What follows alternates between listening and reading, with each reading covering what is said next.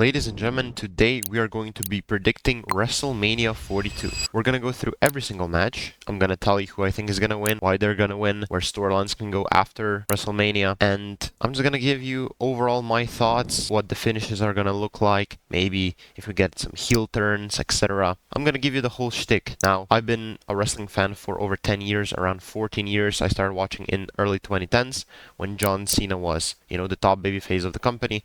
So, you could say that I'm like a wrestling fan veteran, and overall, even though the build has not been the best for this year's WrestleMania, I'm really excited for it. WrestleMania is always a big event. It's the biggest event of the year, so when it actually happens, it's a special day. So I'm really excited for it. Now let's get into the predictions. The first match on the card is IShowSpeed, Logan Paul, and Austin Theory, aka Division, versus the Usos and LA Knight. The reason why this match is interesting is not because of the Usos, LA Knight, or Division, but because IShowSpeed is in this match. And also, by the way, this show is going to kick off night 1. It's going to be on ESPN the first hour. In this match, I see IShowSpeed betraying Division, or maybe betraying is not the right word, but what I see happening is Logan Paul is probably gonna try to get Speed to use the brass knuckles and cheat to win, while the referee is distracted by Austin Theory, for example. But then IShowSpeed will refuse to do so,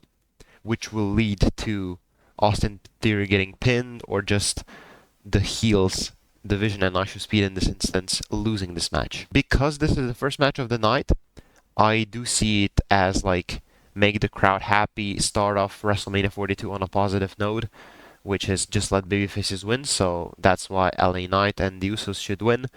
And I think this is going to be an okay match. I'm not, too excited for it in the sense of like how high quality the match will be, but I do think that it has the potential to be pretty decent. And again, IShowSpeed is going to make this so much more interesting. He's been training in the ring, so I'm expecting some cool moves and athleticism of him being shown. But ultimately, I think the babyfaces are going to win, so LA Knight and the Usos are my prediction. And a little bonus prediction, I will say that Jey Uso pins Austin Theory. Now, the reason why I say that is because it doesn't make too much sense for any of the babyfaces here to pin IShowSpeed. What I do see happening with this match is the Usos pin the tag team champions, therefore the Usos are warranted a championship rematch. And I just think it's gonna be Austin Theory who eats the pin here, because Logan Paul is higher on the status totem pole that WWE sees him in, and he's more protected. When Division comes out, they come out to a Logan Paul song and not Austin Theory song. So WWE just sees Logan Paul as higher on the hierarchy than Austin Theory, so that's why I think they're gonna have Austin Theory eat the pin, which has kind of been a pattern for Austin Theory in Division over the last couple of months. He's the one who eats the pins, right, so that the other people don't have to. And I just think that Jey Uso makes the most sense. He's the most main event guy out of these three guys. Probably higher than LA Knight, let's be honest. He was a world champion. LA Knight has not been a world champion yet. And obviously Jey Uso is way more popular and higher in terms of status, or how WWE sees him, than Jimmy Uso. Since he's been world champion, has his own entrance and everything, right? He's the top merch seller or whatever. So yeah, I do see Jey Uso being the one who pins the heels, and I think he's going to pin Austin Theory, to be specific. So that's match 1. Now let's move on to match number 2. Alright, next up we've got a match that I'm very excited for. We've got Jacob Fatu going up against Drew McIntyre in an unsanctioned match. Unsanctioned match basically just means that WWE is not responsible for what happens in the ring, right? It's basically just a no disqualification, street fight type of match. They can do whatever they want to each other, and I hope that this is brutal. I predict that we're gonna get blood in this. It has to be, right? In terms of the finish, I don't know how it ends, where in the arena it ends. Does it end in the ring? I don't know. I kind of feel like no. But actually now, on second thought, last year at Elimination Chamber between Kevin Owens and Sami Zayn, they had a non-sanctioned match, and that ended in the ring. So I think this is probably gonna end in the ring. They're gonna fight all over the arena, is my prediction, maybe even outside, which has been what they have been doing over the last couple of months, actually, on SmackDown. But I think that the final pin will probably take place in the ring. So that's my prediction for the finish. This match is gonna bang, man. This has the potential to be the best match of definitely night one, but of the whole WrestleMania. These guys are such great superstars, main eventers. Obviously, like Drew McIntyre has been world champion, Jacob Fatu future world champion. Both great on the mic, both amazing in the ring. Like just overall superstars. You know what I mean? Megastars. Now, in terms of who I think is gonna win, it's unpredictable. Some people have been saying that they think that Jacob's gonna win, so that WWE can write Drew McIntyre off because he's filming a movie, Highlander. But based on how last night's SmackDown has ended, I feel like Drew is going to win because Jacob's too tall and Drew was nowhere to be found actually on SmackDown. Drew wasn't on SmackDown last night. My logic is telling me that like Jacob Fatu will win, but I just can't shake the feeling that Jacob stood tall, man. Same with Trick Williams. Trick Williams stood tall last night on SmackDown too, and my prediction is that he's gonna win. You know what? Drew McIntyre, in my opinion, has had a little bit of an upper hand in this feud, and even though Jacob Fatu stood tall last night on SmackDown, which would indicate that he will lose at the PLE, up until this point, I had like Drew McIntyre winning, but I'm gonna switch my gears. I'm gonna say that Jacob Fatu wins. Because this type of match, unsanctioned match, favors, I feel like, the Jacob Fatu character or persona more since he's a werewolf, unhinged, right? Just like you can't stop him. He will do fucking anything. I feel like it suits him a little bit better. Now, last year, with Sami Zayn and Kevin Owens, the heel won. The heel was Kevin Owens. So is the heel gonna win here? Man, this is so hard to predict. I got no clue, man. No, you know what? Firstly, I had Drew winning. Then, as I'm recording this, I switched to Jacob winning, but I'm gonna go back to Drew. The reason being is because of the fact that Drew pretty much has gotten screwed over by Jacob. Yes, Jacob helped him inadvertently win the title from Cody Rhodes in that steel cage match in Berlin in January this year. But then Jacob cost Drew the title match against Cody and made him lose to Cody, which allowed Cody to win. So Jacob has been a thorn in, Drew's body. So I'm just gonna go with Drew McIntyre. He lost the championship. He was supposed to go into Mania as champion. We were supposed to get, a lengthy title reign, world championship reign from Drew McIntyre. We didn't get that. And I think it's time for Drew to win to get one over on Jacob. So yeah. This is one of the most unpredictable matches. Same with like AJ Lee and Becky Lynch. So I'm gonna go with Drew McIntyre actually. Yeah, my final pick is Drew McIntyre. Okay, next up we've got the women's four-way match for the tag team championships. So we've got the Irresistible Forces here, Nia Jax and Lash Legend defending their tag team titles against Alexa. So Alexa Bliss and Charlotte Flair against Lara, Valkyria, and Bayley, and also against the Bella Twins, so Brie Bella and Nikki Bella.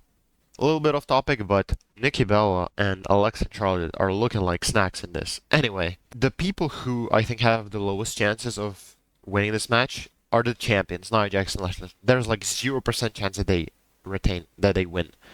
Like there's just too many teams, these three other teams who could win. Plus, the Irresistible Forces stood tall on this recent Go Home episode of Friday Night SmackDown, which means that they're losing. That's an indicator, right? So I definitely don't think that the Irresistible Forces are winning and retaining. Then we got Alexa. They have a decent chance of winning, but I don't think they will win, because they have been champions for a very long time when they did win the titles last year in SummerSlam, if you remember. So they don't need the titles. It would be fine if they won again. We don't need to see that, though, right now. It could be interesting, though, if, let's say, Alexa costs them the titles, then we could see like a heel turn from Charlotte or the other way around. And they kind of teased it a little bit on this Go Home episode of Friday Night SmackDown. So a heel turn, in my opinion, is definitely, in the works here, potentially. It could happen. It could happen, definitely. At this point, they've been like friends for over 8 months now. It's been over 8 months since they won the tag titles. because they won them last year at SummerSlam, right, in August, and we're in April now. So maybe it's time for them to split up. I don't necessarily want to see them split up though. That's the thing. But yeah, I don't think they're winning either. Then we got Lara, Valkyria, and Bailey. Listen, I'm very happy for them too, because the last couple of weeks on the build up to WrestleMania, they've been getting W's. So I really like to see that because usually they just lose, unfortunately, and they're such good performers, man. They're such good superstars. But because they've been standing tall quite a bit, I do not think that they will win. I think they will come up short. And then we've got the Bella twins, right? Brie Bella and Nikki Bella. Now, in case you don't know, obviously Nikki Bella is on this poster, but she has not been medically cleared to compete actually, so it's not going to be her in the match. It's going to be Brie Bella and, can you guess who?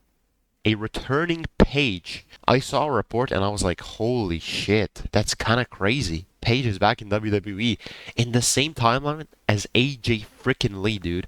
Paige and AJ Lee back in the WWE in 2026? What universe are we living in, bro? So, it's going to be Brie Bella and Paige, and my prediction is that Brie Bella and Paige will actually win the tag titles. We will have new champions. It's going to be a nice moment. Paige returns. She wins back the titles. Or not back. She doesn't win back the titles, but she wins the titles at the biggest stage. So I think it's going to be a great moment. And, maybe Paige then challenges AJ Lee in the next episode on Raw for the Women's Intercontinental Championship if AJ Lee were to win, which that match between Becky and AJ Lee is one of the hardest matches to predict for me personally in this whole WrestleMania card. So yeah, my prediction is the Bella twins will win, but it's going to be Paige and Brie Bella because Nikki's not medically cleared to compete. The second favorite to win, in my opinion, are these two, Bailey and Lyra. The third most favorite are Charlexa, and the least favorite are the Irresistible Forces. So my pick are the Bella twins with Paige replacing Nikki. So yeah, that's my pick. Next up, we've got AJ Lee defending her Women's Intercontinental Championship against Becky Lynch. I never thought that I would say this, but I legitimately have no fucking clue who will win this. Like, actually, it's actually pretty fucking insane to think about. If you asked me 2 months ago, if you asked me in February, when Becky Lynch was still champion, what's gonna happen in this feud? I was like, they're gonna probably have a match at the Elimination Chamber, and since it's in Chicago, in AJ Lee's, hometown, or at the very least CM Punk, which is her husband's hometown, they're gonna have her win in Chicago, of course. And that's exactly what happened. I predicted, yeah, AJ Lee is gonna fight Becky Lynch in Chicago at Elimination Chamber. She's gonna win the title, and then she's gonna drop it back to Becky Lynch at WrestleMania. Now I do not know if that's actually going to fucking happen. This match, I will say this is the hardest match for me to predict on this whole card. And then maybe it's after that, it's like Jacob Fatu versus Drew McIntyre. Why is this so hard to predict? The reason why is because we don't know what's gonna happen after WrestleMania. Because we got so many possibilities. We already know that Paige has signed a deal with WWE. She's in WWE right now. She signed it like yesterday or something. Paige could challenge AJ Lee if AJ Lee wins here at Mania on the Raw after Mania. And Paige, maybe AJ Lee accepts and Paige beats her. You could have two new NXT stars debut. JC Jane maybe debuts, and since JC is a heel, she goes after a face AJ Lee. I kind of don't see that as much as this next thing that I'm gonna say, which is Sol Ruka from NXT debuts and maybe goes after Becky Lynch if Becky wins here. It's actually insane that this is so unpredictable, man. Why is this so unpredictable, dude? Oh my god. Who do I have winning here? Well, Becky Lynch got the last word in yesterday at WrestleMania kickoff. AJ Lee didn't even get to talk, basically. Does that mean that Becky will lose? I don't know, dude. You know what, man? This is just so hard to predict. I'm going to predict based on Becky Lynch's WrestleMania history. Over the last couple of years, Becky has had just turning wins and losses. So last year she won, the year before that she lost, and then the year before that she won again, and then the year before she lost. So it's been alternating between losing, winning, losing, winning. And since last year she won, I just say this year she's gonna lose. And also, she got the last word in this, WrestleMania kickoff show. So I'm just gonna go with AJ Lee. And AJ Lee probably, if they continue this feud after WrestleMania, and they have a match at Backlash, which I very well could see happening, then I think that Becky Lynch will win at Backlash. So I'm just gonna go with AJ Lee. Again, this is the number one most hard match for me to predict on this whole Mania card, which is insane to say, right? Like, you would think that maybe Brock versus Oba would be harder, or Roman Reigns versus CM Punk. But no, it's AJ Lee versus Becky Lynch. So, yeah. My final pick is AJ Lee wins and retains the Intercontinental Championship. Maybe from some help from Paige or something? Probably not. Probably it's just gonna be clean submission, probably. So, yeah. I say AJ Lee wins, even though she's already won 2 matches against Becky Lynch in that mixed tag team match with CM Punk and Seth Rollins at WrestlePalooza last September. She won that match. She won at Elimination Chamber, so she's 2-0 against Becky Lynch. I think this is going to be 3-0, and this is her first WrestleMania since being back. Let's not forget that. So I think since it's her first WrestleMania back, I think they're going to give it to her. And Becky Lynch, let's be honest, Becky Lynch is such a made Hall of Famer, to be honest, that losses don't really hurt her. Like, it's a very interesting phenomenon. If Becky Lynch loses, it doesn't hurt her at all. I don't know how that's possible. She's just that good, but yeah. I'm gonna say AJ Lee wins and retains here. And maybe she drops it on the Raw after Mania to Paige, maybe to Sol Ruca or somebody. Or maybe they just run a rematch here or at Backlash, and maybe Becky Lynch wins there. But for right now, let's focus on WrestleMania. And for this match at WrestleMania, I predict that AJ Lee will beat Becky Lynch. Alright, the next match that we have is Gunther versus Seth freaking Rollins. Now, to me, this prediction, the outcome of this match is pretty evident. It's pretty clear. Gunther is winning this. Like, even though I want Seth to win, Seth is one of my favorite wrestlers, by the way, Seth will not win this because Seth stood tall on this go-home episode of Monday Night Raw, and typically the person who stands tall on, the last TV episode typically loses the match at a PLE. And that's what happened here, right? Seth stood tall, Gunther retreated. That means that Seth will lose. But that's not the only reason. The main reason is because Braun Breaker has been, as of like 1 month ago or 3 to 4 weeks, has been cleared to compete. And so I fully expect, like with pretty much 100% certainty, that Braun Breaker will show up in this match, he will interfere, and he will cost Seth Rollins the match, allowing the Gunther to basically pick up the victory. Now, I don't know if it's going to be the case of Gunther distracts the referee in heelish manner, and then Braun Breaker comes out with maybe being a masked man in a black hoodie, all those shenanigans, and then spears Seth Rollins, throws him back in the ring or something, and then Gunther just, puts Rollins in the sleeper, and that's it. I do think that Gunther will win via submission, so via a sleeper hold, rather than just power bombing him and like pinning Seth Rollins. So I do think that it will be a submission, and Seth Rollins will not tap out, rather he will just pass out. So Braun Breaker interferes, costs Seth Rollins, Gunther picks up the victory via submission, and Seth does not tap out. So that is my prediction for this match. The next match, we got Stephanie Vaquer defending her Women's World Heavyweight Championship against Liv Morgan. By the way, in this picture, Liv Morgan looks really good, by the way. Oh, but she's not gonna let you hit, bro. That's not what I'm saying, okay? I just think she looks good in this picture. This feud is one of the better feuds, in my opinion, going into this year's WrestleMania compared to Rhea Ripley versus Jade Cargill.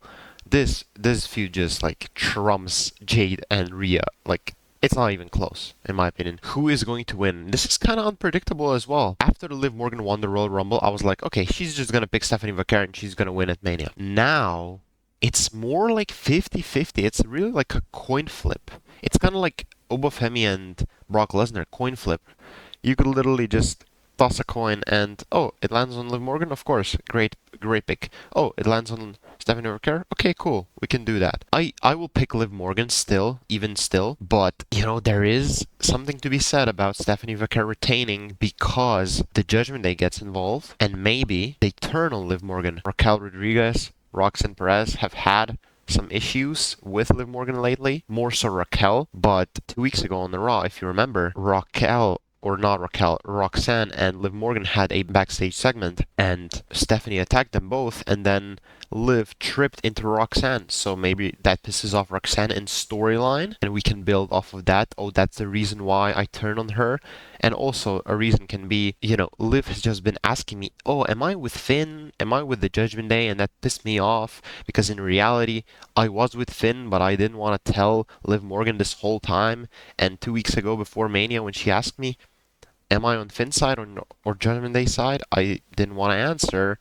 And Stephanie Vaquer kind of saved me from answering because he or she attacked Liv Morgan. And then Liv Morgan bumped into me, which is not good. But anyway, that you could build a story off of that. Now, is it gonna happen? Is the Judgment Day gonna turn on Liv Morgan here, dude? Man, I don't know, honestly. I have no clue. I will say it would be a big moment. But then what would happen, like, if Raquel and Roxanne attack Liv Morgan so that Stephanie can retain? Stephanie will still be a babyface. But that makes also Liv Morgan then the babyface if she gets attacked by her teammates, right? By Roxanne and Raquel. Or would that do a face turn for Roxanne and Raquel? Because they turned on, this evil leader of the Judgment Day. I don't think so. I think if that happened, if they turn on Liv, Liv would be the one who would be the babyface. Do I see a babyface Liv Morgan? No, not really. Because then she can't go after Stephanie if she gets turned on by Raquel and Roxanne. She can't go after Stephanie. She has to get revenge on those two first, right? And then even if she gets revenge on those two first and gets to Stephanie eventually, right? Maybe after a couple months, are we gonna see then babyface versus babyface, Stephanie versus Liv? I don't think so, dude. I really don't think so. It's not a safe prediction to predict that the Judgment Day turns Liv Morgan, so I'm not gonna predict that. I'm just gonna go with the safe bet.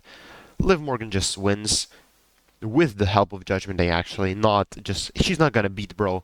She's not beating Stephanie Vaquer, one of the best women on the planet, just clean. It's not gonna happen. And Stephanie's a babyface. It's just not gonna happen clean.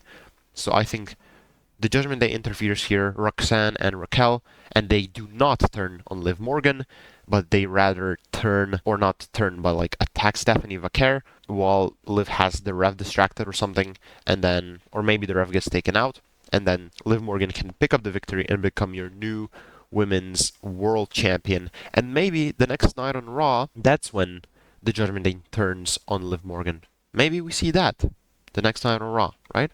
But I will predict that Liv Morgan is your new champion and she will beat Stephanie Vaquer.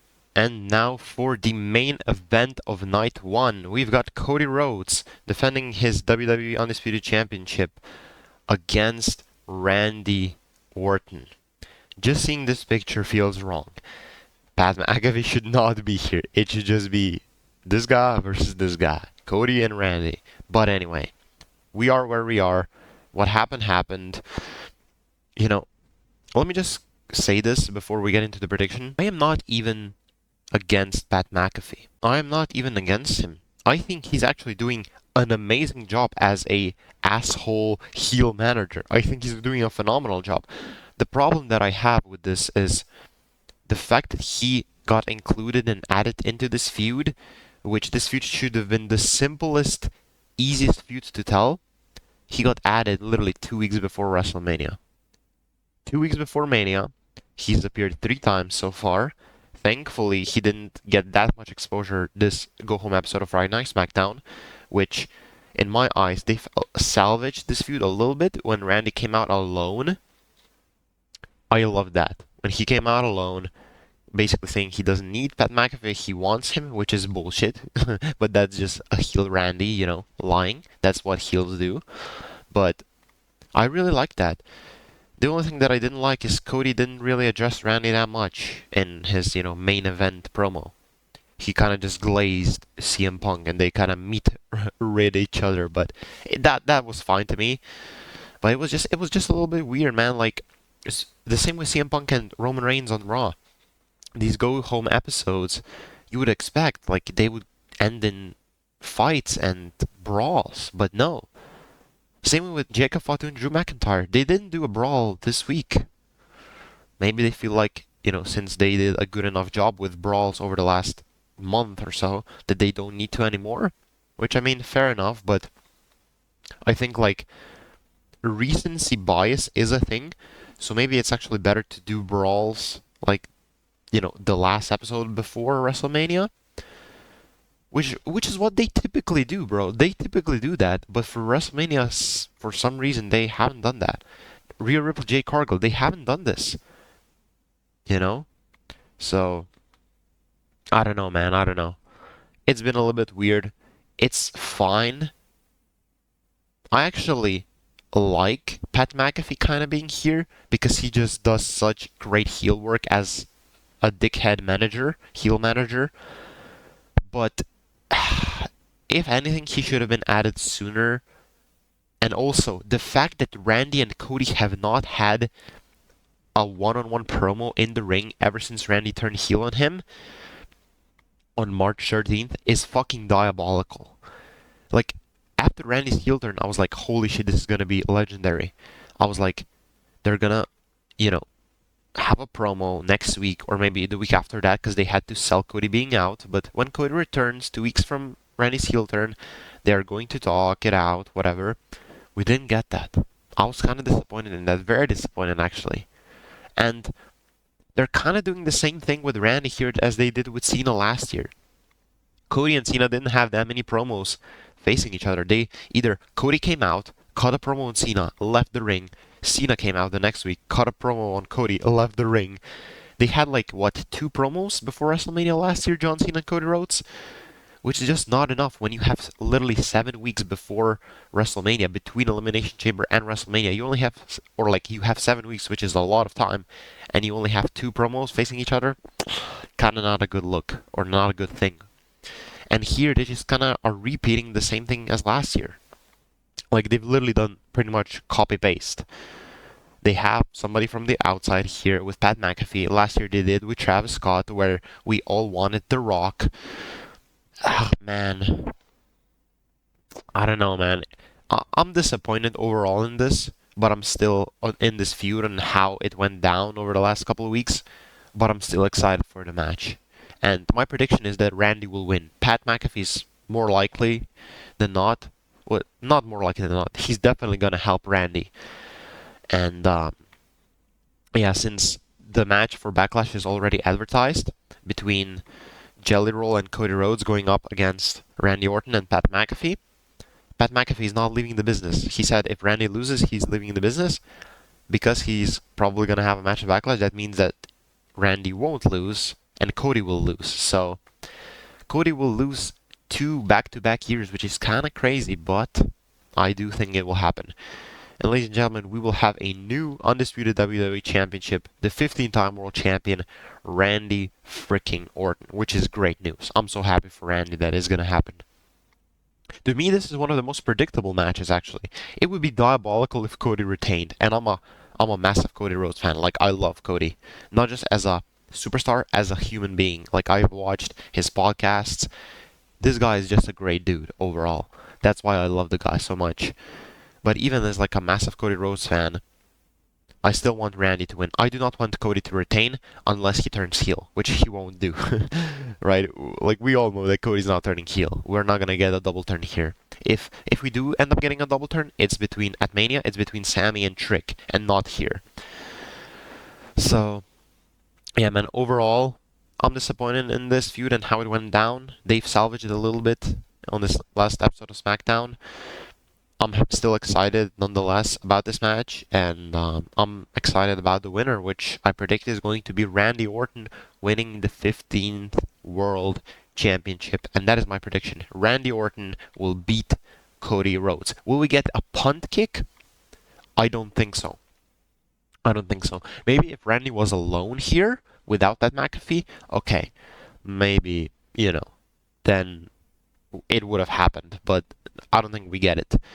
And, before Pat McAfee got added, actually, I wasn't 100% sure that Randy's going to win. I had the idea in my mind of a double turn happening, but ever since Pat McAfee got involved and turned heel on Cody Rhodes, and because of Pat McAfee saying that he will leave the business if Randy loses, and since it's already kind of been advertised, reports have come out saying that Pat McAfee will team with Randy Orton at Backlash, that means that Pat is not leaving, which means that Randy is winning and Cody is losing.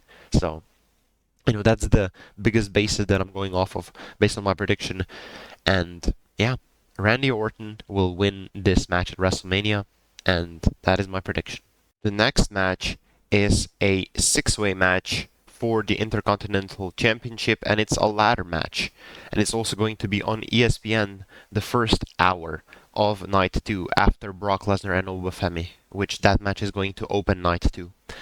And the contestants are JD McDonough, Dragon Lee, Penta, who is the champion, the Intercontinental Champion, Javon Evans, Rey Mysterio, and Rusev. Now, before Rey Mysterio got added to this match, I had Penta retaining. Let me tell you the people who are not going to win this match. Rusev is not winning. JD McDonough is not winning. Dragon Lee is not winning. Out of these three, Rusev, JD, and Dragon Lee, Rusev is the most likely to win. Like, they could give it to Rusev technically, right? Are they going to? No, because there are other people who, these three, who, is just better for business if they have the title, in my opinion. So, and Rusev, on top of that, stood tall on this last go-home episode of Monday Night Raw, which means that he's probably not winning this match. Because that's just WWE logic. I have one of these three win. Either Penta retains, Javon Evans wins, or Rey Mysterio wins. This is a tough one, man. Like, why did they add Rey in here? Is it because he's going to win? Before he got added, I would have just had either between Penta and Javon. Probably Penta retains, maybe Javon wins. But is Javon gonna win? Like, if you think about it, you've got the three newcomers from NXT, right? You have Javon Evans, Obafemi, and Trick Williams. I see Trick Williams definitely beating Sami Zayn, and then I see Obafemi beating Brock Lesnar. Do I see the third NXT call-up win here, win a title? It could happen, bro. It could happen since last year a young guy in Dominic Mysterio won this. Something is telling me, I just have a feeling that Penta is losing. Penta, WWE is really high on Penta, but I just have this good feeling that the Penta will not win. Why did they bring back Rey Mysterio though? I'm truly lost for ideas on who could win this. I would genuinely be happy if any of these six guys won. Like, genuinely. Any of these six guys wins, I'm happy with it. Which is like a pretty rare occurrence in WWE, right? That anybody who wins is going to be a great pick. I think Javon Evans could win, but I don't think he's going to. I think he's going to be close, but then he's going to be on the top of the ladder. He's gonna jump from the top row, get on top of the ladder, almost grab it. He's gonna be holding on to it. Maybe he gets the ladder taken off of his feet, below his feet, and then gets just jumps down or somebody hits him off. So it's between Rey and Penta for me. Why did they add Rey in last second? Is it just to add more bodies and a big name to here? I think that's going to be the reason. I don't think Rey will win, although I would love for him to win. So I'm just going to go with the most safe pick, which is Penta. So my prediction is Penta wins the Intercontinental six-way title match, and I think he retains his championship. So yeah, Penta is my pick.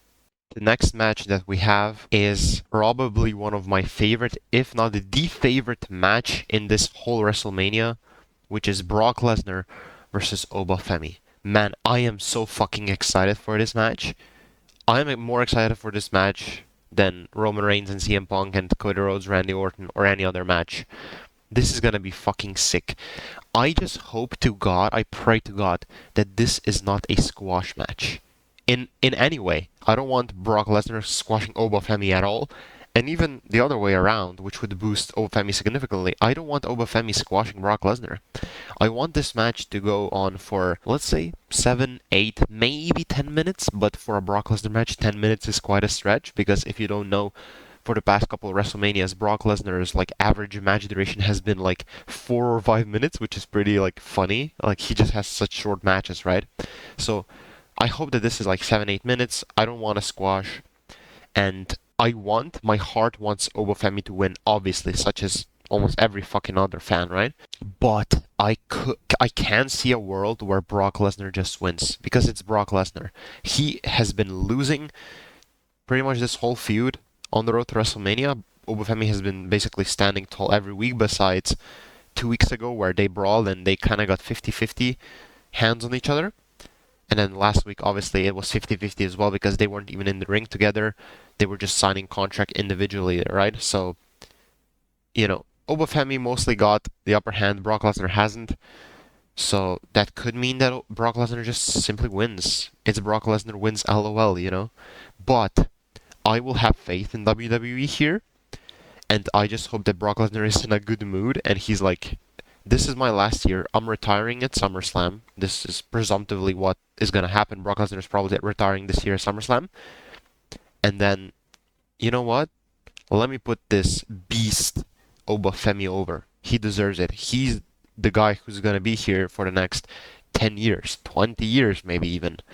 Let me put him over. This is my last WrestleMania. This is my last year. I've already made a great career out of my own career.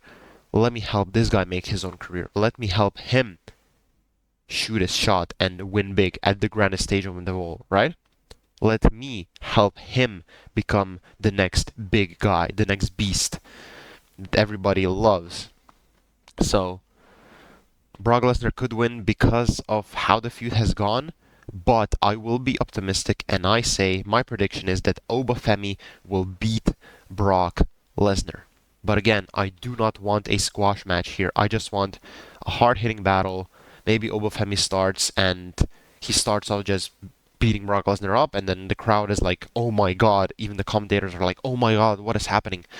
And then Brock Lesnar gets the upper hand throughout like the middle of the match, and then at the end, Obafemi beats him, gets the upper hand, and that is the match. So again, my prediction, and I hope to God that this happens, is Obafemi wins and beats Brock Lesnar.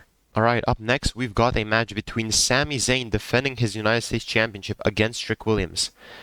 This is one of the matches that I'm most excited about, actually. Now, the reason being is the prospect of Trick Williams winning, and winning at the biggest stage, the grandest stage of them all, at the Showcase of Immortals. And also because I like this Sami Zayn character, current character of his that he's been sort of like playing or portraying the last couple of weeks. This like delusional babyface who's getting booed but doesn't know what he did wrong, right? So I really like this version of Sami Zayn actually. Now what makes this match so special and so interesting is the prospect of a double turn. A double turn is a very special event, right? It doesn't happen very often. It only happens every once in a while, maybe once every couple of years. The last double turn that I remember, bro, is between Kevin Owens and Bobby Lashley back in like what, 2021 or something? I don't even know the exact year, but like 5 years ago maybe, right? So that's the only double turn that I remember as of recent times. And the thing is, this feud has been pretty, I would say, 50-50, with Trick Williams maybe getting a little bit more upper hand. And I'm not gonna lie, before this episode of Friday Night SmackDown, or actually in this episode of Friday Night SmackDown, when Sami Zayn haluva kicked the actual gingerbread, that segment was fucking so funny to me, bro. I fucking love that shit. But when Sami Zayn haluva kicked the gingerbread man, I thought, okay, since Sami kicked him and Sami stood tall, that means that he's going to lose, right? But then Trick Williams actually kicked him with his like knee move, right? And then I'm like, huh, Trick Williams is standing tall. What does this mean? Does it mean that he's gonna lose? I don't want to see that. And this was also the case like last week. Sami haluva kicked Lil Yachty, but then Trick Williams also stood tall because he won his match, and Sami couldn't like distract him. So against Matt Cardona, and so Trick kind of stood tall there, and he stood tall this week. Does that mean that he's gonna lose? I hope not, man. Like, listen, I want Trick Williams to win. My prediction is Trick Williams, okay? Even though he stood tall this last episode, I still predict that Trick Williams will win. Now, this is the thing. If they actually go ahead and have the balls to do a double turn, then I want to see Sami Zayn win. Like, if during the match they do a double turn, Sami goes heel, Trick goes babyface, Sami has to win. Like, they cannot do a double turn and have the person who did the double turn lose. So, will they do a double turn? I don't think so. Maybe they do it after the match, and if that's the case, Trick Williams can win as a heel, right? With like shenanigans, maybe gets help from Liliati, whatever, and Sammy loses as a babyface. Then Trick is celebrating, and then Sammy just unleashes a diabolical, vicious, vile heel turn, and we get a double turn that way. I think that would be pretty epic, and I think that is more on the cards, like a double turn after the match, after Trick Williams wins, for example. I think that's more feasible than during the match. Will the double turn happen? Since yesterday, in my mind, there are more and more higher chances of it actually materializing, of it actually happening. Will it happen? I'm just gonna say no, because that's a safe prediction. WWE doesn't really want to turn Sami Zayn heel, which has been evident for the last couple of years. They had quite a few opportunities to turn him heel, and they refused to do so. They had an opportunity with Karrion Kross last year at SummerSlam. If you remember, when Scarlett threw Sami Zayn the pipe, Sami had the opportunity to use it, and he didn't. He hesitated. And, he's had like plenty, enough opportunities to turn heel, but WWE just kind of refuses to turn him heel. However, I really like the fact that, like, I like Sami Zayn, don't get me wrong, but I like the fact that he's getting booed. It's interesting. A babyface who's getting booed. Fans are kind of sick and tired of him, man, as a babyface underdog. I am too. Like, Sami Zayn has been the most interesting from like 1 month ago to like 2 months ago when he had those backstage segments with Cody Rhodes, when he was kind of playing a little bit of a villain, tweener, maybe. That was the most interesting that Sami Zayn has been in like years, probably. So it's like, I kind of want Sami Zayn to turn heel, not gonna lie, man. I want him to get booed. I want him to be more vicious and vile. I want him to pull the trigger when, he has to. And he said to Trick Williams last night on SmackDown that, like, Trick Williams doesn't know how to pull the trigger or how to, win when it matters the most. But that's such a hypocritical thing to say because Sami Zayn literally is the definition of good but not good enough. He can win number one contenders matches. He literally won this year in 2026, right? To get that championship opportunity at the Royal Rumble with Drew McIntyre. And he fumbled.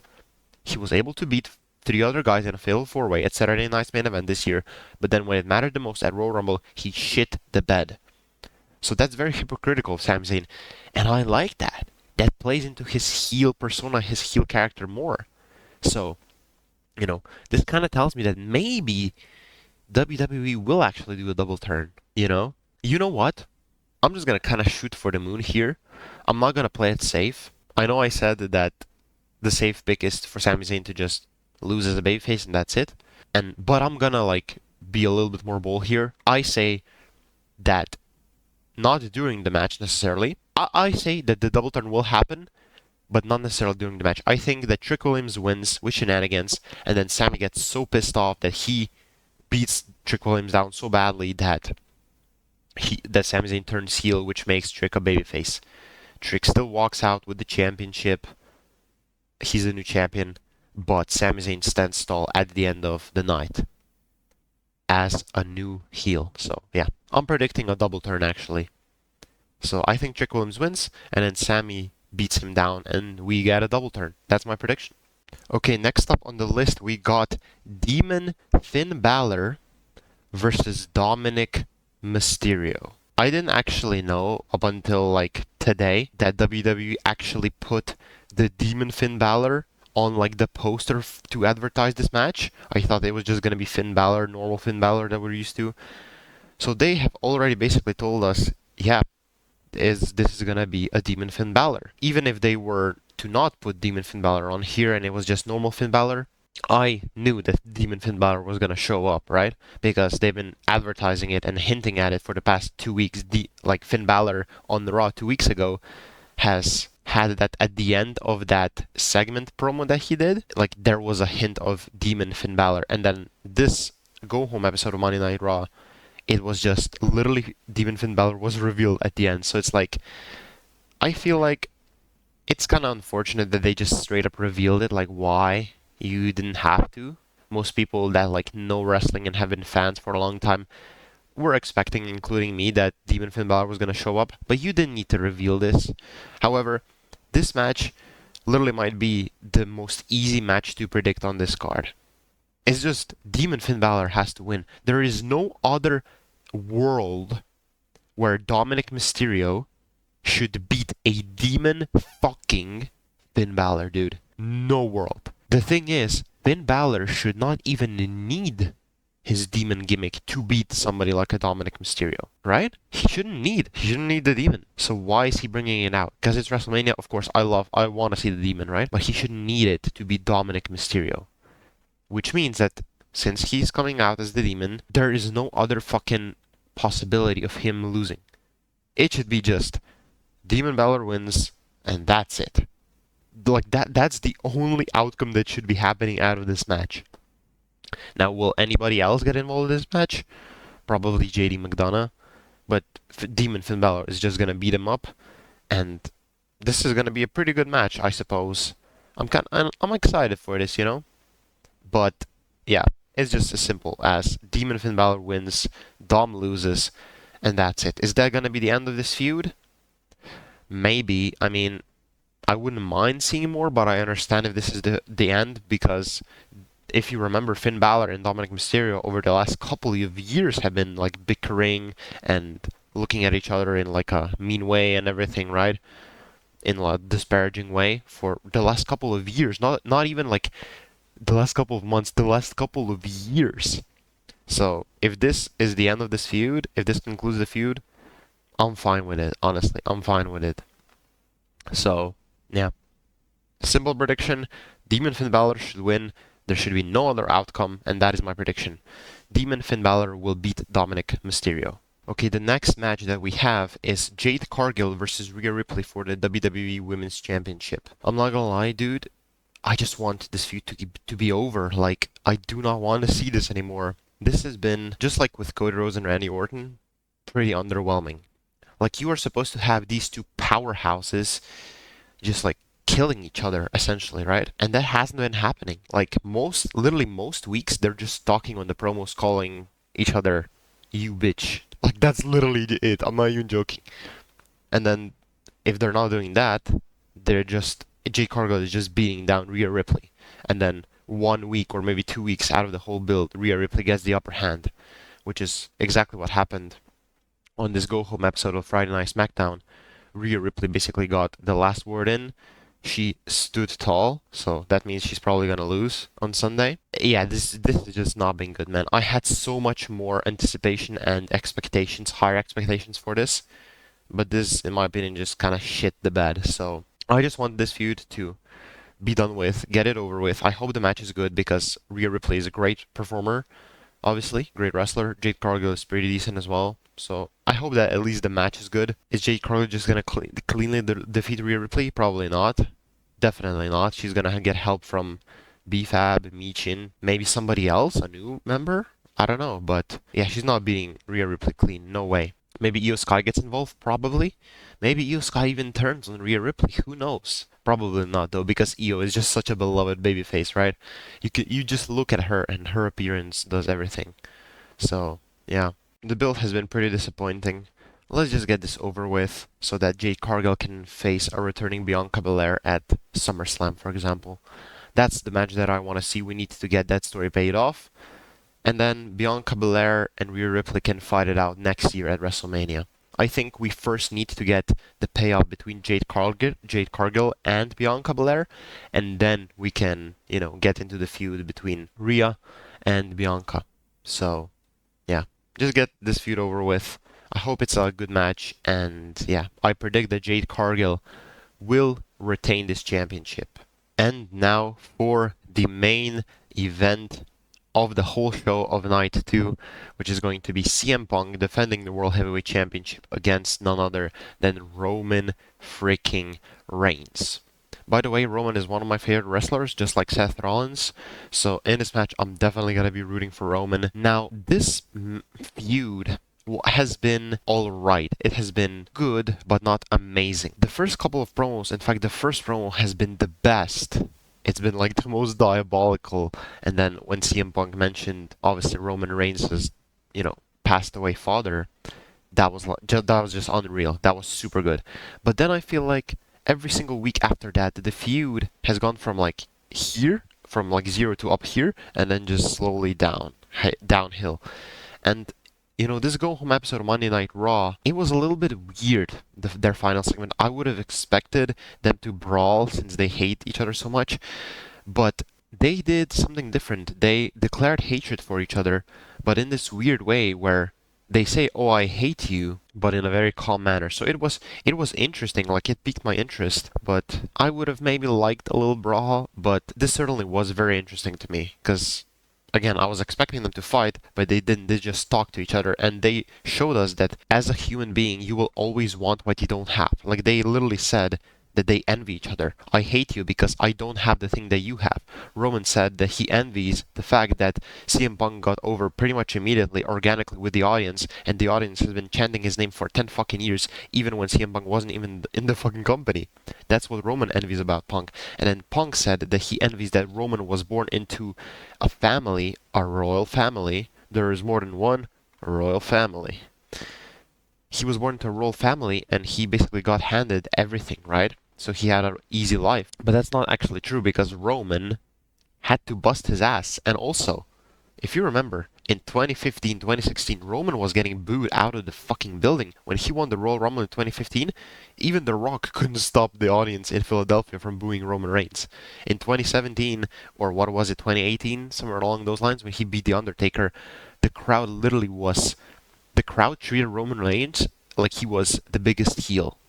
They treated him pretty much the same or even worse than they treat Logan Paul now. Like he had go away heat, but he was the biggest babyface ever. Or at the very least, the creative team wanted him to be the biggest babyface in the WWE, the face of the WWE. So Roman didn't have it easy either. Maybe he had it easy because he got the opportunity to be in WWE, but he didn't have it easy because he had to fucking bust his ass and then with his heel turn make the audience cheer for him. So Roman didn't have it easy. CM Punk also kind of didn't have it easy. Right, CM Punk has kind of always been, well, not always, but like lately has just been like a one-man band. He doesn't need anybody to win. So this is maybe the second most anticipated match on this whole card for me. The first one being Brock Lesnar versus Oba Femi. Maybe this is the second one, and maybe the third one is like Cody Rhodes versus Randy Orton. But yeah, man, I have high expectations for this, and my prediction is that we will have a new World Heavyweight Champion, and I think that Roman Reigns will beat CM Punk.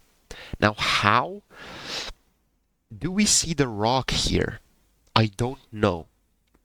I got no clue if The Rock will show up. Does Roman or does Pat McAfee get involved into this match and help Roman Reigns win? Does Roman Reigns turn heel with the help of Pat McAfee? It would be kind of fucking hilarious and like just stupid that Pat McAfee would be sitting next to the two biggest stars in WWE, that being Randy Orton and Roman Reigns, and basically being involved in their heel turns, kinda, right? Like, that would just be insane. Do I see that happening? I will say that no, we do not get Pat McAfee in this, thankfully. Does The Rock show up? I don't know, dude. I don't know. Maybe. But if he does show up, who does he help? Does he help Roman win? And then he sets up the match at WrestleMania 43 between himself and Roman Reigns? Or does he show up and, everybody thinks and CM Punk thinks, or at the very least CM Punk is selling the fact that, oh, the final boss is going to help Roman Reigns, and he's about to like hit CM Punk with his fist, but then he goes and turns on Roman Reigns, helping CM Punk.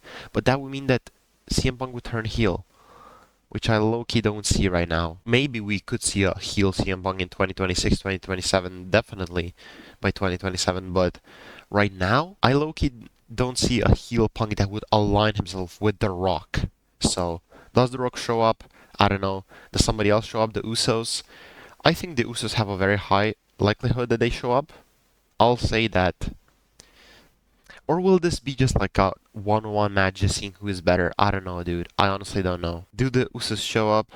I will actually say no. I say we just see the Usos one time on this Mania in their match against Issue Speed and Division, and I say that they will not be in this match. Maybe we get a segment backstage at the WrestleMania between Roman Reigns and the Usos, and Roman basically says, "Do not get involved." And then maybe if The Rock shows up, the Usos on Raw can be like, man, you told us you didn't need our help, and now the final boss turned his back on you. That could be very interesting. So, yeah, man, this is pretty unpredictable, like the finish of the match. The winner is, to me, more predictable, that being Roman Reigns, but the finish of the match is less predictable to me. So, I don't know how we get to Roman winning here, but maybe with The Rock, maybe with the Usos. I will say, though, Usos don't show up.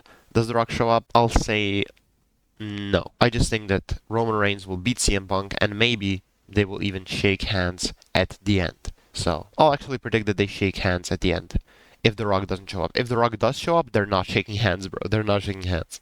Of course not. And yeah, that's my prediction. Roman Reigns wins and becomes the new World Heavyweight Champion. And these are all my predictions. I hope you enjoyed this video. I really had a fun time predicting these matches. Yeah, I really hope that WrestleMania delivers, man. I'm super excited for it. I hope you are as well. If you like this video, you can subscribe if you want. You can like the video if you want. And I'll see you in the next video. Bye-bye.